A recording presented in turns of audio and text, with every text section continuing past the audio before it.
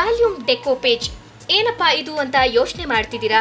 ವೀಕ್ಷಕರೇ, ಇವತ್ತಿನ ನಮ್ಮ ಈ ಕಾರ್ಯಕ್ರಮದಲ್ಲಿ ಒಂದು ಸುಂದರವಾದ ಕಲಾಕೃತಿ ಅಂದ್ರೆ ವಾಲ್ಯೂಮ್ ಡೆಕೋಪೇಜ್ ನ ಹೇಗೆಲ್ಲ ಮಾಡಬಹುದು ಅಂತ ತೋರಿಸಲಿದ್ದಾರೆ. ಬನ್ನಿ ಈ ವಿಭಿನ್ನವಾದ ಕಲಾಕೃತಿಯನ್ನ ಹೇಗೆಲ್ಲ ಮಾಡ್ತಾರೆ ಅಂತ ನೋಡ್ಕೊಂಡು ಬರೋಣ. ಸಿರಿ ವೀಕ್ಷಕರಿಗೆ ನಮಸ್ಕಾರ.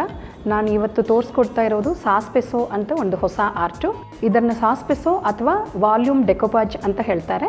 ಇದಕ್ಕೂ ಬೇಕಾಗಿರೋದು ಮೆಟೀರಿಯಲ್ಸು ಟ್ರಾನ್ಸ್ಪರೆಂಟ್ ಶೀಟು, ಪೇಪರ್ ವೇಲ್, glue gun, embossing pad, candle, match box, paint brush, palette, glue ಮತ್ತು ಕತ್ರಿ.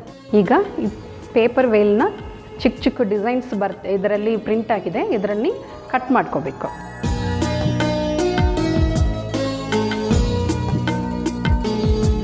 ಈ ಥರ ಚಿಕ್ಕ ಪೀಸಸ್ ಕಟ್ ಮಾಡಿಕೊಂಡು ಇದರಲ್ಲಿ ಗ್ಲೂ ಅಂಟಿಸ್ಬಿಟ್ಟು ಈ ಟ್ರಾನ್ಸ್ಪರೆಂಟ್ ಶೀಟ್ನಲ್ಲಿ ಅಂಟಿಸ್ಬೇಕು.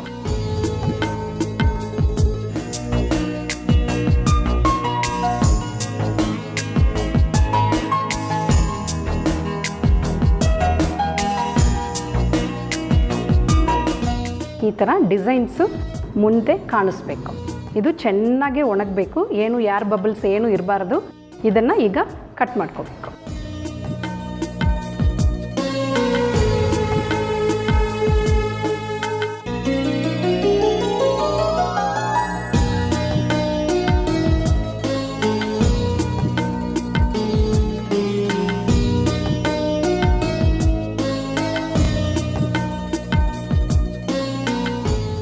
ಈ ಥರ ಕ್ಲೀನಾಗಿ ಕಟ್ ಮಾಡಿದ ಮೇಲೆ ಇದನ್ನು ಹೀಟ್ ಮಾಡಬೇಕು.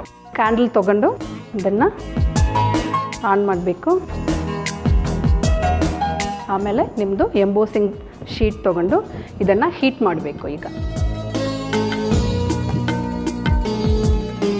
ಹೀಟ್ ಮಾಡಿಬಿಟ್ಟು ಇದರಲ್ಲಿ ಎಂಬೋಸ್ ಮಾಡ್ಕೋಬೇಕು.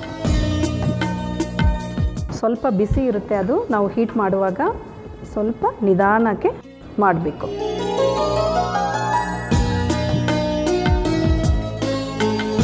ಪಾರ್ಟ್ ಬೈ ಪಾರ್ಟ್ ಮಾಡಬೇಕು, ತುಂಬ ಹತ್ತಿರ ಹೋಗಬಾರ್ದು, ಅದು ಬರ್ನ್ ಆಗುತ್ತೆ. ಸೊ ನೀವು ನಿಧಾನಕ್ಕೆ ಮಾಡಬೇಕು. ಫ್ಲವರ್ಸ್ ಹೇಗೆ ಎಂಬೋಸ್ ಮಾಡೋದು ಅಂತ ತೋರಿಸ್ಕೊಡ್ತೀನಿ. ಸೊ ಫ್ಲವರ್ಸ್ ಈಗ ಇದು ಟ್ರಾನ್ಸ್ಪರೆಂಟ್ ಶೀಟ್ನಲ್ಲಿ ಫುಲ್ಲು ಡ್ರೈ ಆಗಿದೆ, ಇದನ್ನು ಕಟ್ ಮಾಡ್ಕೋಬೇಕು.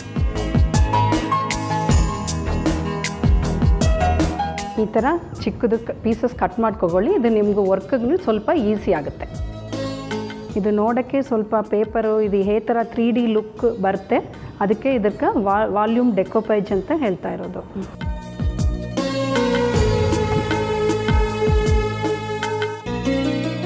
ನೀವು ಸಿಸರ್ಸ್ ಚೂಸ್ ಮಾಡುವಾಗ ತುಂಬ ದೊಡ್ಡದು ಏನು ಚೂಸ್ ಮಾಡಬಾರ್ದು, ಚಿಕ್ಕ ಸಿಸರ್ಸ್ ಚೂಸ್ ಮಾಡಿದ್ರೆ ಅದರಲ್ಲಿ ನಿಮ್ಮ ವರ್ಕ್ ಈಸಿ ಆಗುತ್ತೆ. ಫ್ಲವರು ಕಟ್ ಮಾಡಿ ರೆಡಿ ಇಟ್ಟಿದ್ದೀನಿ. ಇದನ್ನು ಹೇಗೆ ಎಂಬೋಸ್ ಮಾಡೋದು ಅಂತ ತೋರಿಸ್ಕೊಡ್ತೀನಿ. ಸ್ವಲ್ಪ ಡಿಸ್ಟೆನ್ಸ್ನಲ್ಲಿ ಇಡಬೇಕು, ಅದು ಮರೆದೋಗ್ಬಿಡಬಾರ್ದು. ಒಂದೊಂದೇ ಚೂರಿನಲ್ಲಿ ಹೀಟ್ ಮಾಡಿಬಿಟ್ಟು ಎಂಬೋಸ್ ಮಾಡಬೇಕು. ಫ್ರೀ ಟೈಮ್ನಲ್ಲಿ ನೀವು ಮಾಡಿ ಇಟ್ಕೊಂಡ್ರೆ ಫಟಾಫಟ ಆಗುತ್ತೆ ನಿಮ್ಗೆ ಪ್ರಾಜೆಕ್ಟು.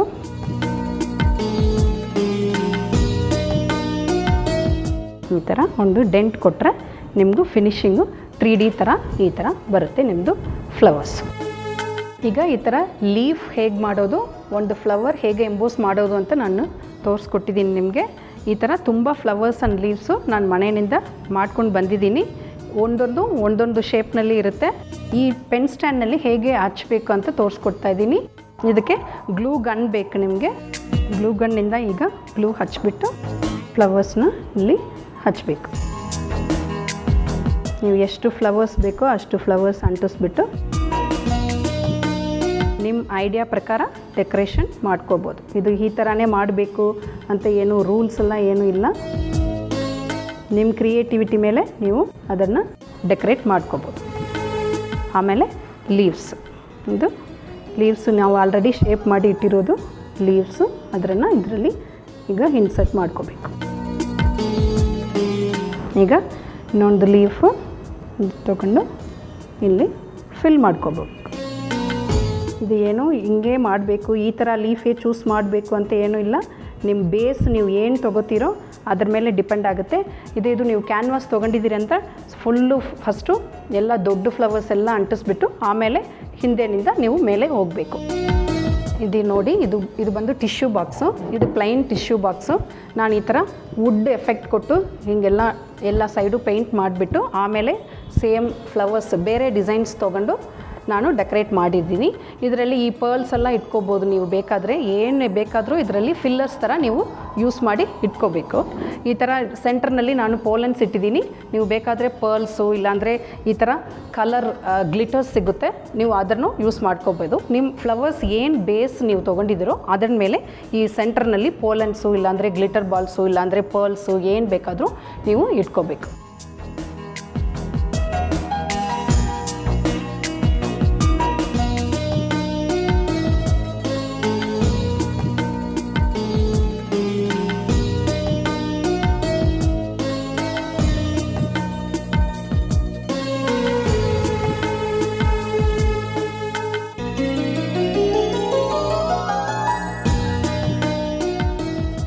ನೋಡಿದ್ರಲ್ಲ ವೀಕ್ಷಕರೇ, ಈಗ ನಾನು ಹೇಳ್ಕೊಟ್ಟಿರೋದು ಸಾಸ್ಪೆಸೋ ಅಥವಾ ವಾಲ್ಯೂಮ್ ಡೆಕೋಪೇಜ್ ಅಂತ ಒಂದು ಹೊಸ ಫ್ಲವರ್ ಆರ್ಟು.